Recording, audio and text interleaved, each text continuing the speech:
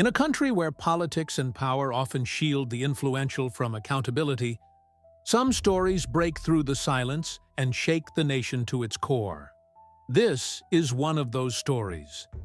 The case of Congressman Romeo Jalosjos, a man once admired for his political clout, but later condemned for a crime so heinous it exposed the darkest side of privilege and power.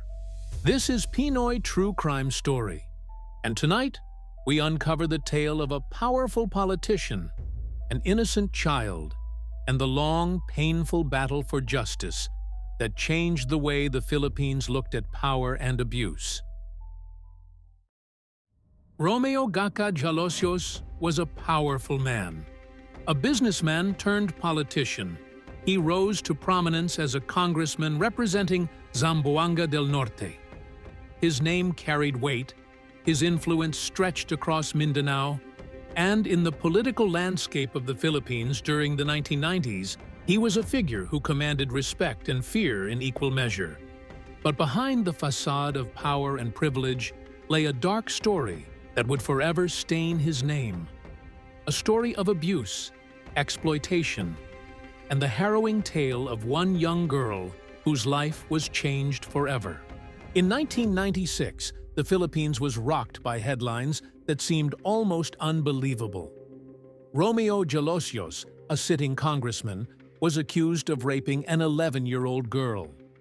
The victim, known publicly only as Peachy to protect her identity, was a child, a girl whose innocence and youth made the accusations all the more horrifying. The charges were not just a scandal.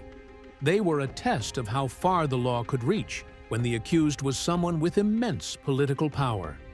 The events, as later revealed in court, painted a grim and disturbing picture. According to the victim's testimony, Jalosjos had lured her under the guise of employment. He promised her family that he would help with her future, a common way that powerful men in the provinces extended their influence, by offering opportunities that struggling families could hardly refuse. But instead of help, what followed was a pattern of abuse. The girl recounted harrowing details of how she was repeatedly assaulted, how her young age and vulnerability made her powerless against the congressman's advances. It was a story that shocked even in a country where tales of corruption and abuse of power were not uncommon. As the case unfolded, the nation watched closely. The media covered every detail, from the filing of charges to the courtroom hearings. For many Filipinos, the case was more than just about one man's crime. It became symbolic of the culture of impunity, the sense that those in power could do anything they pleased and escape accountability. And yet, this case would prove to be different. For once, the wheels of justice began to turn, and they turned against one of the powerful. The trial was grueling. The defense, backed by Jalosjos's wealth and influence, attempted to discredit the victim's account. They raised questions about her testimony, about her family's motives, and about the credibility of the allegations. But the prosecution pressed on, bringing forth evidence and the courage of the young victim, who stood before the court to recount her ordeal. It was a painful process, but her words carried the weight of truth. In 1997, the regional trial court delivered a verdict that stunned the nation.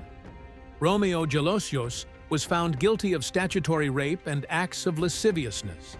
He was sentenced to serve 2 life terms in prison. For the first time in recent memory, a sitting congressman had been convicted of such a heinous crime. The decision reverberated across the country.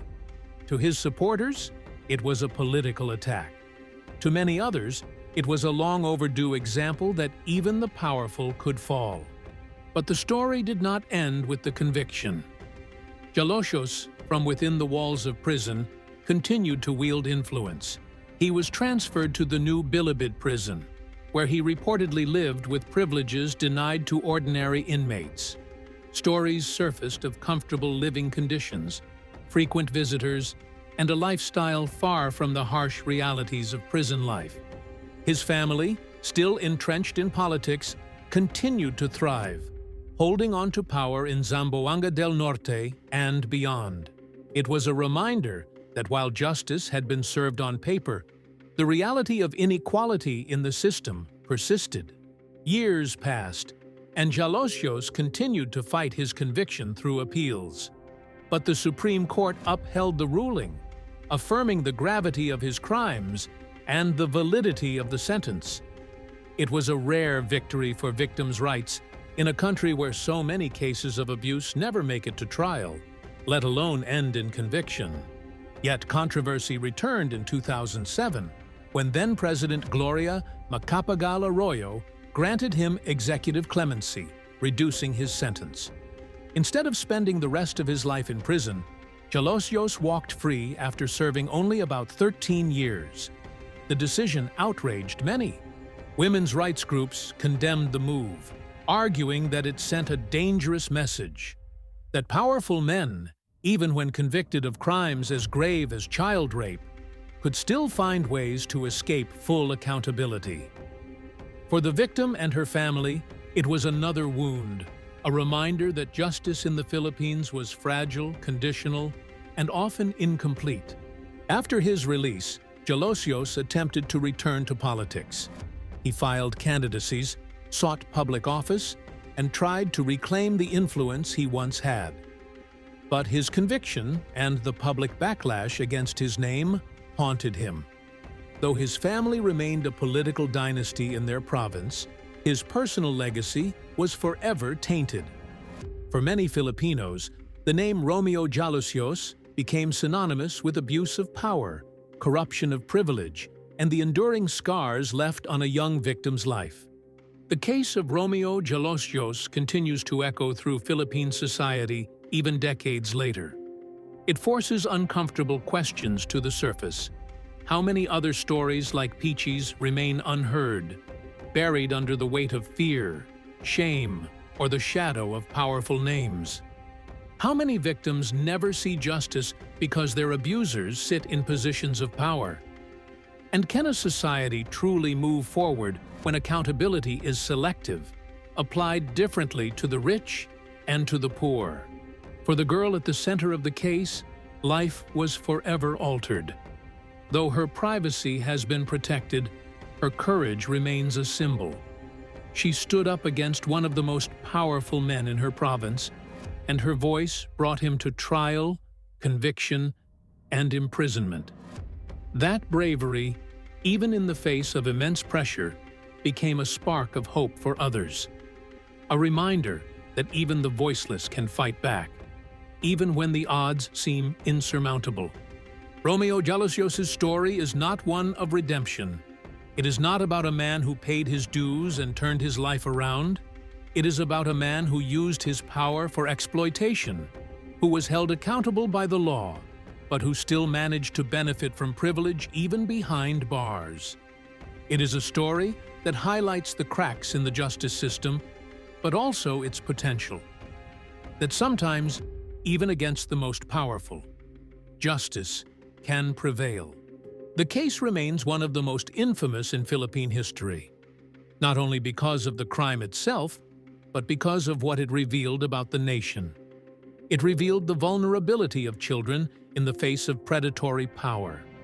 It revealed the resilience of a victim who dared to fight back. And it revealed a justice system caught between progress and compromise, between the ideal of equality before the law and the reality of political privilege. Today, whenever the name Jalosjos is mentioned in Philippine politics, the shadow of this case lingers. It is a reminder that power can corrupt, but also that the voices of the powerless can rise against it. The scars of the past remain, but they also serve as lessons that the fight for justice, though imperfect, is a fight worth continuing. The story of Romeo Jalosjos is not just about one man's fall from grace. It is about a young girl's courage, a nation's outrage, and the fragile line between justice and privilege in the Philippines. His conviction proved that even the powerful can be held accountable, but his early release showed how influence still shapes the system. This has been Pinoy True Crime Story. If you found this episode thought-provoking, don't forget to like, share, and subscribe for more Filipino true crime stories that reveal the truths behind power, corruption, and the fight for justice.